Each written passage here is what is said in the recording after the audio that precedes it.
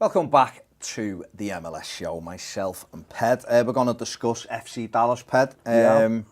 Again, heading up the Western Conference, the conference they won last year, of course, before MLS Supporter Cup. Shield as well.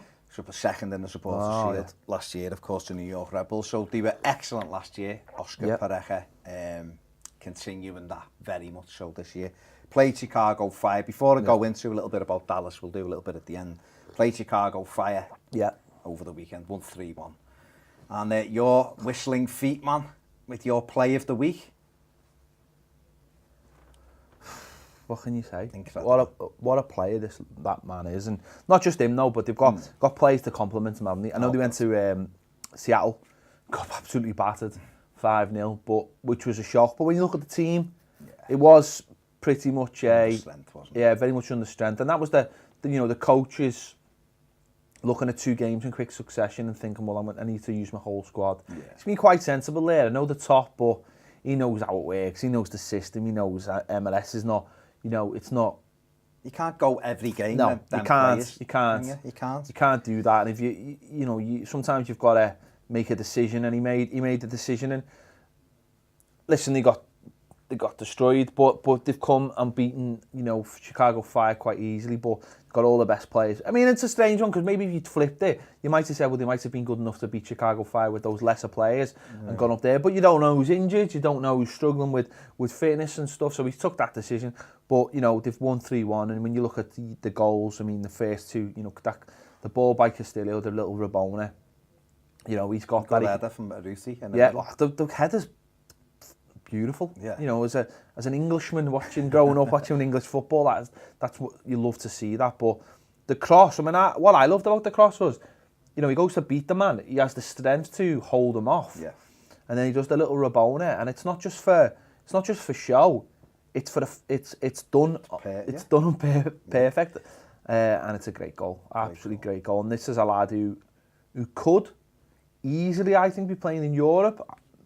Not saying he should or whatever, but this is a lad who's just got everything. He's got the pace, hasn't he? He's strong. He's got the pace. He's got the ability. Yet sometimes he doesn't put it all, all together. It needs fleshing out. Last year we went on about that. We talked many times on this show last year about him and Diaz. Yeah. And it was, Diaz then pops up with an absolutely stunning goal for the second goal. And this season, I think this season, although they're in very much the same position, I think there's been less games where, and listen, people might be able to correct me. I don't watch every single Dallas game, all the way through, but I think there's been less games when Diaz and Castillo have had to do something magical or had to be absolutely at the top of the game, because last season it felt like they were getting relied on all the time, and now we're seeing the emergence of a few. I mean, Barrios, obviously there was an emergence of him last season,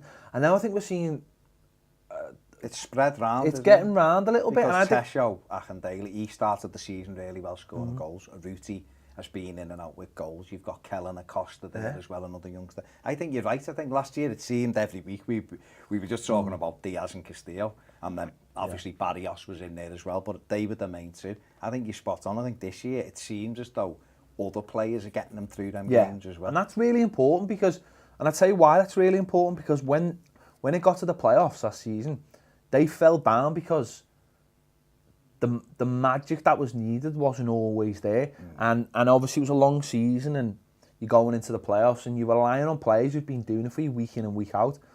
Now, if they can spread that round a little bit, then that's massive. Because I think this Dallas team has to win something soon. Yeah.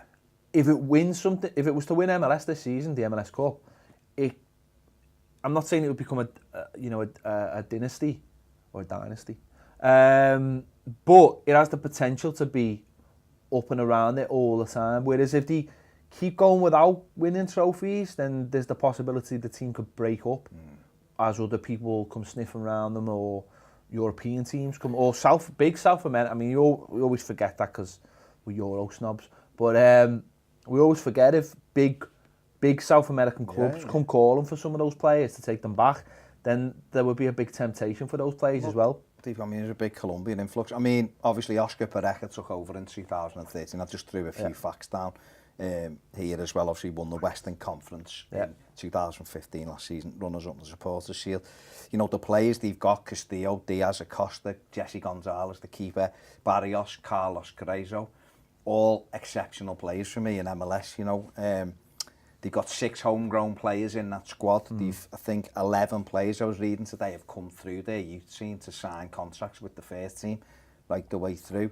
And obviously, at the weekend, last week, they became, they're now the under 15-16 champions and under 17-18 academy champions. That's the first time in history one team has ever held it all. So, are Dallas the kind of model that people should aspire to? Obviously, the likes of LA Galaxy, New York City, they're built on different things. That are the big, you know, almost Galactico type clubs, I suppose. But there's a lot of clubs who could try to emulate Dallas or not. I think looking from the outside in, the big attraction for European players is to play on the coast. Yeah. Can't deny that. Yeah, New York, of course, yeah. LA. Yeah. Obviously, those 2 big cities. Now, because we've seen it that we haven't seen too many household names playing sort of for your, you know, Chicago's and your Colorado's, international players, I mean. You know, I've seen it with Sporting Kansas. They've struggled, they've brought people in and they haven't quite worked, and you know, you've seen it. We've seen a lot of teams. So having that homegrown thing is obviously going to help, and it's going to help the international team no end as well. That's really important. MLS is providing pretty much, well, I don't know, 75% of the players at the moment for the US national team. Obviously, you've got a lot of your players in Germany at the moment, but you haven't got too many in the Premier League.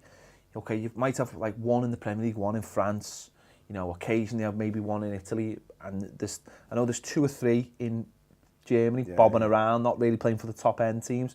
So Pulisic is, but he's a young player. So you've got MLS is where the dominant thing is. So you need good academies, but you need good academies everywhere. I mean, that shouldn't be just an MLS thing. Everyone should have good academies. You should be looking to bring from within. You get that extra little bit of motivation as a player if you feel like you can climb the ladder, but also from a fan's point of view as well. You've got homegrown players who are from in and around that area. That doesn't have to make a difference, I think, as a fan, feeling like you've got that connection between the player, knowing that they're one of yours. That also makes you feel like, oh, this fellow will never leave us, he's one of us, and that kind of thing. When they do leave you end up hating them and sending them messages and stalking them and all. That's a different thing. No, having a great academy is something that all MLS teams should aspire to, and I think that's becoming the next big thing in MLS, or that will become the next big thing. We spoke about this before.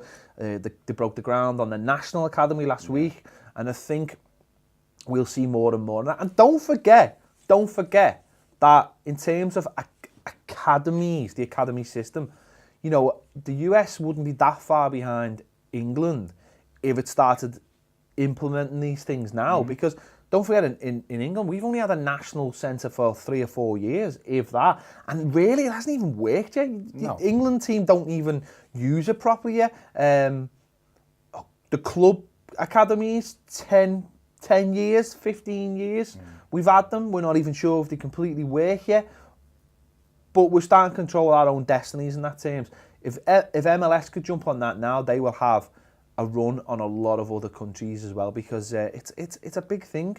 But that's what I'm saying about Dallas. You've just mentioned all the reasons why it's difficult for those kind of Dallas, Sporting Kansas City, Colorado to get big DPs into those places.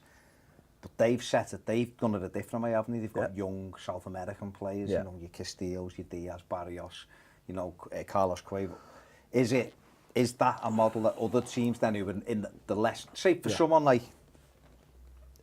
Chicago, Chicago Fire, they've struggled, haven't they? You know, we had all the stuff last year. We had Hunter Jumper and all of that palaver last year, and they've got Paunovic in this year, and he's made them a lot tighter. They're still not having that success. They've not had David the Camp fit on enough occasions. He was out again at the weekend. Do them kind of clubs need to... Right, I mean, I love your opinion on this, but I think, personally, if you've got a brilliant academy coaching system, I think then that's the rule for the rest of the club. Yeah. You know what I mean? Like, if you've got an academy and you care about your academy, that will tend to run. I mean, it's not the rule of thumb, because over here we had Chelsea, and Chelsea were dominating the youth. And then they got to 18, and when Mourinho was in charge, he wasn't entertained. But he wasn't entertained by them. He wasn't prepared to give them a chance. But if you've got that run through your club, then you'll find that at the top level you're going to have better coaches. Oh yeah. So you're going to have more players coming through. They're going to push the older players, and they're going to give that freshness year in, year out. You're going to have a batch of players coming through every single year. That's really important, I think. Especially if you're a club like Chicago Fire, who don't have a massive turnover of good players. But if you've got like 4 or 5 coming through every year and are pushing into, look at New York. Look at Jack Harrison. Yeah. Look what he's done this season. You look at how he's pushed through. It's happening at other clubs as well. If you've got that, and you go, every fan gets excited by new players. Yeah. Of course they do. But if you've got like, I've heard that there's a kid and he's flying in the academy and he's flying for the US team under 17s, 18s, whatever. Yeah.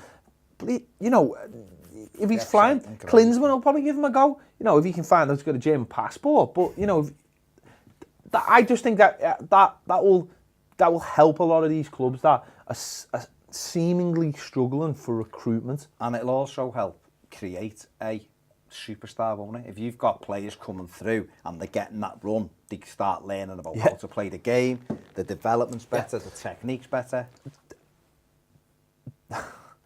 The only way America will ever have a superstar soccer player, and this might shock a few people, is if you create them yourself. Yeah. That's the only way it's going to happen. It's not going to happen by finding a lad with a half a passport, because believe me, if there's a kid out there who's got a half German, half US passport and he's going to be a superstar, he ain't playing for America. No. I'm sorry, but he ain't. He's going to play for Germany. They are well going to have him sorted out. Yeah. So you have to get someone in one of these academies and hopefully one day get a superstar. But that comes from good coaching, good setup, and it's no good just having one academy that's really, really good, because what's the point? Yeah. You need 10 academies that are all excellent, with the best coaches, best facilities, and also coaches from like around the world. And when I say that, I'm not saying US coaches are poor, but what I'm saying is that you want to mix. You want to mix so that they can go, well, we play a little bit like this, and we play a little bit like that, and you mix it all about, and you end up with, the special brew, whatever that is. And I said that a while about America. I mean, I remember being in America, it's nearly 20 years ago now, coaching, and I remember seeing a lot of good kids, fast, physical attributes. And do you know what they lacked?